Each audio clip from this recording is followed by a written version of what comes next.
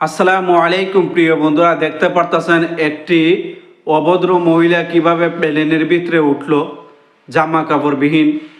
তো এইটা দেখে বিমানের ম্যানেজার মেয়েটিকে একটি ব্ল্যাঙ্কেট দিয়েছিল শরীর ঢাকার জন্য। তারপরে দেখেন মেয়েটি কী রিয়েকশনটা দিল। আর পাশে দুইটা সিটে বসা আছে পুরুষ, এই দুইটা ওই উলঙ্গ মেয়ের পক্ষ নিয়ে ম্যানেজারের সাথে তর্ক বিতর্ক করতেছে, কারণ তাদের তো শরীরটা গরম হইতেছে তার জন্যে। ভিডিওটি দেখেন এবং গুরুত্বপূর্ণ একটি মন্তব্য করে যাবেন।